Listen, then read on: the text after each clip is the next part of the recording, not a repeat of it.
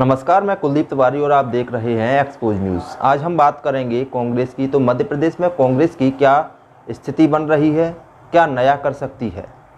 आपको बता दें, कांग्रेस के कुछ विधायकों के लिए मिशन 2023 की राह मुश्किल हो सकती है। पार्टी के प्रदेश अध्यक्ष कमलनाथ ने सर्वे में कमजोर प्रदर्शन करने वाले ऐसे 38 विधायकों को चेतावनी जारी कर दी है। इन विधायकों को कहा गया है कि वे अपने विधानसभा क्षेत्र में सक्रियता बढ़ाएं, लोगों से मेल मिलाप पर ध्यान दें और इंटरनेट मीडिया पर भी मौजूदगी मजबूत करें। दरअसल कमलनाथ हर 3 महीने में सर्वे करा रहे हैं जिसमें पार्टी विधायक की लोकप्रियता, प्रदर्शन और सक्रियता पर अंक देकर उनके लिए संभावनाओं को टटोला जा रहा है। हालिया सर्वे में कांग्रेस के कुल 96 विधायकों में से 38 की सर्वे रिपोर्ट बेहद कमजोर आई है। सूत्र बताते हैं कि क्षेत्र में इन विधायकों की लोकप्रियता लगातार कम हो रही है। ऐसे में 2023 के विधानसभा चुनाव में फिर से मौका देने का जोखिम नहीं उठाया जा सकता। अभी चुनाव में करीब 1.5 वर्ष है, तब तक इन विधायकों की स्थिति सुधारते हुए अपनी सीट बनाए रखने की पुख्ता तैयारी को मौका दिया जा रहा है। वर्ष 2018 के विधानसभा चुनाव के बाद कांग्रेस ने सरकार तो बनाई, लेकिन उसे वोट भाजपा से कम मिले थे।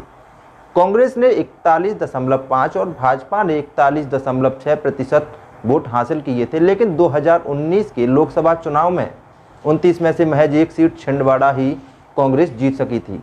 वोट शेयर 34.8% रह गया, जबकि 28 सीटें जीतने वाली भाजपा को 58.5% वोट शेयर मिले। वर्ष 2020 में विधानसभा की 28 सीटों पर हुए उपचुनाव में कांग्रेस का ग्राफ कुछ सुधरा, लेकिन सीटें कम हो गईं। कांग्रेस ने 9 सीटें जीती और वोट शेयर 40.5% था, जबकि भाजपा ने 19 सीटें जीती और वोट शेयर 49.5% रहा। इन आंकड़ों में से पार्टी को भनक लग चुकी है कि बतौर विपक्ष कांग्रेस की लोकप्रियता बढ़ना चुनौती है। इसमें विधायकों की छवि सबसे अहम है। प्रदेश कांग्रेस अध्यक्ष कमलनाथ पहले भी सार्वजनिक रूप से बता चुके हैं कि वह निजी कंपनियों की मदद से सर्वे कराते हैं और इसे भी फैसले लेने के आधार में शामिल करते हैं। खंडवा लोकसभा सीट पर हुए उपचुनाव के दौरान भी सर्वे के आधार पर टिकट को लेकर कमलनाथ और अरुण यादव के संबंधों में तल्खी सामने आई। अरुण यादव ने अपने स्तर पर तैयारियां शुरू कर दी थीं, जबकि कमलनाथ ने कहा था कि सर्वे से मिले संकेत भी उनके पक्ष में नहीं हैं। इसके बाद यादव को टिकट नहीं दिया गया था। हालांकि ये चुनाव कांग्रेस हार गई थी। सूत्र बताते हैं कि सर्वे का नवाचार खुद कमलनाथ की ओर से है, ना कि पार्टी की तरफ से दी गई कोई जिम्मेदारी। उन्होंने कहा है कि 2023 में विधानसभा चुनाव तक हर 3 महीने में सर्वे होते रहेंगे।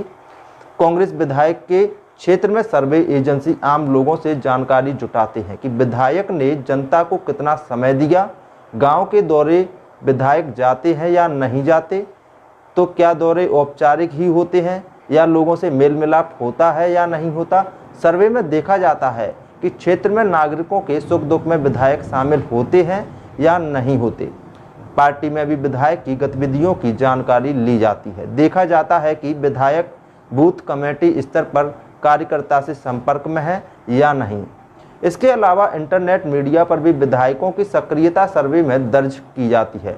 कमलनाथ की कार्यशैली की विशिष्ट पहचान है। मिशन 2023 को लेकर वे किसी भी कोताही के मूड में नहीं हैं।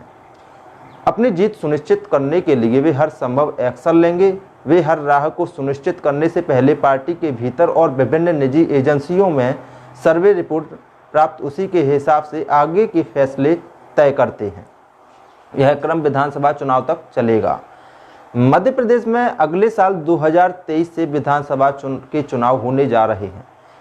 ऐसे में चुनाव से पहले कांग्रेस के कमलनाथ ऐसी कोई गलती नहीं करना चाहते जिनसे उन पर सवाल उठने लग जाएं। जी हां, प्रदेश अध्यक्ष कमलनाथ कांग्रेस नेताओं के बीच तालमेल बैठाने की कोशिश में जुट गए हैं। इसके लिए कमलनाथ ने 20 अप्रैल यानी आज कांग्रेस के कई दिग्गज नेताओं को डिनर पर बुलाया है। बता दें कि इस डिनर पार्टी में राज्यसभा सदस्य विवेक तनखा को भी बुलाया गया है। इसके अलावा दिग्विजय सिंह, अरुण यादव, कांतिलाल भूरिया, सुरेश पचौरी भी इसमें शामिल होंगे। दरअसल कमलनाथ मिशन 2023 की तैयारियों में जुट गए हैं। पिछले दिनों हुई बैठक में सर्वसम्मति से कांग्रेस के मुख्यमंत्री के चेहरे के रूप में कमलनाथ पर मुहर लग चुकी है। अब कार्यकर्ताओं के बीच जमीनी स्तर तक समन्वय स्थापित करने की कोशिश में कमलनाथ जुट गए हैं, ताकि चुनाव के समय नेताओं के बीच समन्वय की चिंता से ना जूझना पड़े। इसके साथ ही कांग्रेस के नेताओं के बीच तालमेल बैठाने की कोशिश में जुट गए हैं। अब देखना यह है कि कमलनाथ की इन तैयारियों का असर 2023 में कितना पड़ने वाला है। आपकी क्या राय है, कमेंट बॉक्स में ज़रूर बताएं।